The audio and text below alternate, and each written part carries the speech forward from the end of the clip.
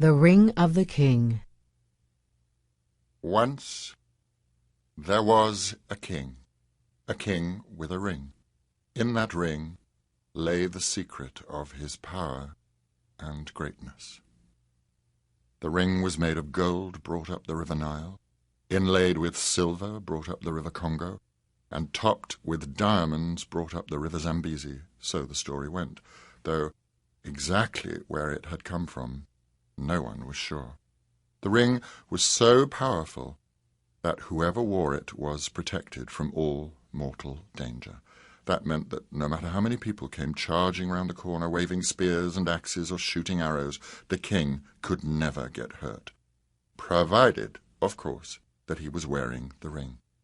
So the king wore the ring at all times, while passing judgment in his court, whilst eating stupendous feasts that lasted all day, while being carried on a special sort of bed covered with ostrich feathers through the streets of his city, and even while sleeping in the royal bedchamber at night. The king wore the magic ring every hour of every day, except when he went for his ceremonial bath. On these occasions, the king was carried to the crystal-clear pool beside the waterfall. There, all his servants and his children and his many wives bowed low to him and then backed away out of sight. Once they had left, the king would take off his crown of gold and ivory and peacock feathers, his cloak of gold and silk and precious stones, his sandals of ebony and rhinoceros hide, and his robe of the purest white linen. And then he would take off his ring and hide it in a place so secret and well concealed that neither his servants, nor his children, nor even his many wives could make the slightest guess as to where it was. And as soon as he had finished his royal bath, the ring was the first thing the king put on again, before he allowed anyone to come anywhere near him. He treasured the ring because it made him the most powerful king in Africa. But the day arrived when he stepped, dripping, out of his ceremonial bath into the warm sun, to find that the ring was not there. At first with amazement and then with fear, the king searched his secret hiding place and all around it. The ring was gone. Somebody among all his servants and his children and his many wives must have discovered the hiding place and dared to take the ring. The king was furious, but he was also afraid. If he offered great rewards for finding the ring, then everyone would know that he no longer had it. They would know that he was no longer protected from harm. They would know that he was no longer the most powerful king in Africa. For days the king sat and worried. He paced up and down his private chamber. He sat for hours, staring at the ground or at the sky. He couldn't sleep. All his wives shook their heads in sorrow, and his children kept well away. It was his favorite wife who persuaded him to tell her what was wrong. Immediately she went to the house of the wisest of all the diviners, a man called Zafuza. With wild eyes and bracelets jangling on his arms, Zafuza sprang into the courtyard where the king was sitting. Plumes of feathers danced and waved in his headdress, and strips of furry skin dangled from his waist. He looked like a feathered leopard with 100 tails. He listened silently while the king told him about the stolen ring. Then Zafuza opened one of the leather pouches that hung from his beaded belt and took out the set of bones that he used to find the answers to difficult questions.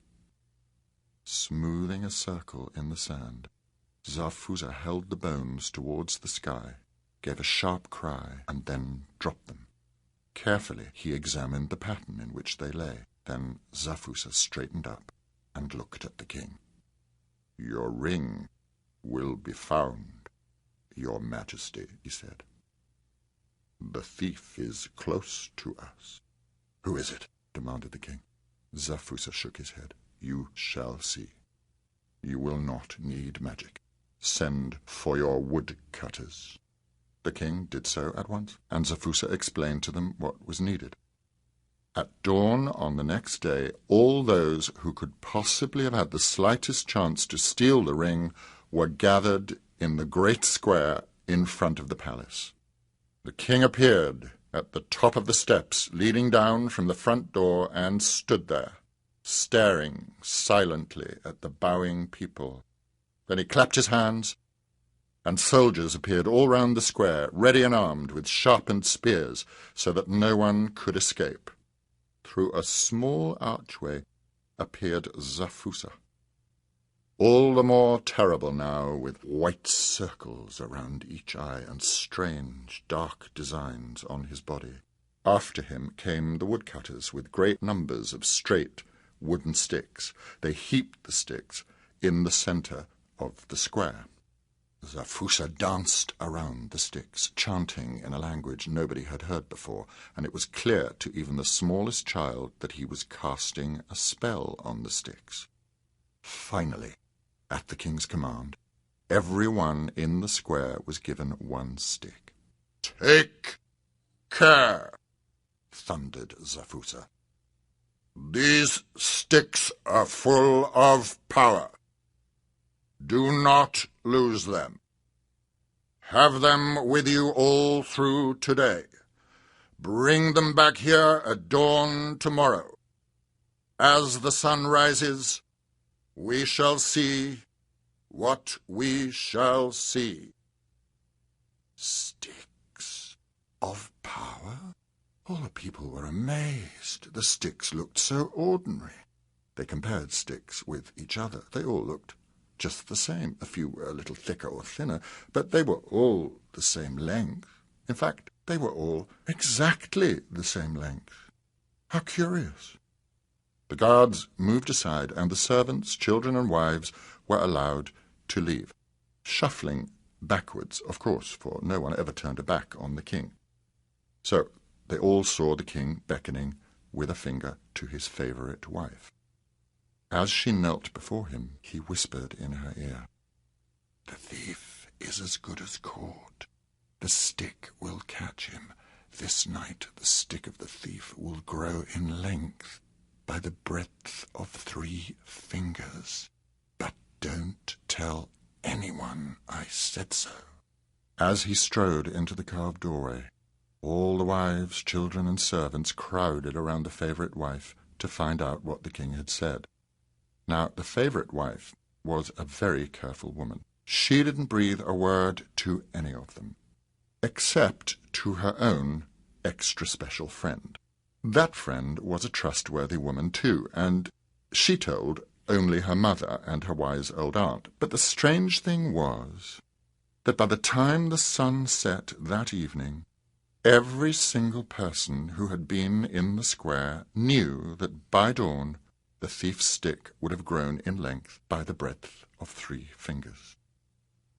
Night came as swiftly and silently as it always did. When the first tinges of dawn showed that the night was over, the crowd gathered in the square, and they all had their sticks.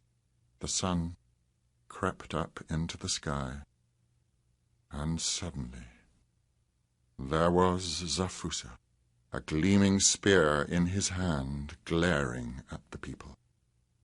The king appeared, being carried on his special travelling bed with the ostrich feathers.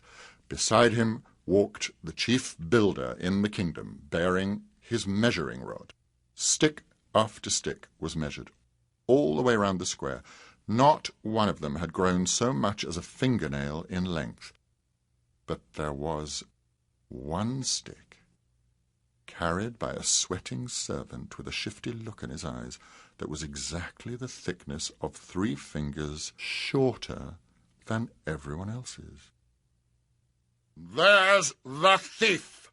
shrieked Zafuza, leaping high into the air and waving his spear. "Take him!" yelled the king, ordering the royal guards into action. "Feed him to the lions!" The thief promptly forgot that the ring protected him and fell to his knees and cried and pleaded. He took off the ring from the hand that he had been hiding and gave it to the king, and cried some more and begged for mercy. And the king was so pleased to have his ring back and to be the most powerful king in Africa once more that he allowed the royal lions to go without their breakfast. The thief was set free. Free, that is, apart from a small punishment. He had to run round the city 3 times, and the children chased him all the way round. All 3 times. And they found quite a different use for their sticks. "How did you manage that?" asked the king, as he was recovering in his private chamber, and Zafuza stood watching bag after bag of gold being brought from the king's treasury. "Your magic must be even stronger than the magic of the ring." "Not so," said Zafuza.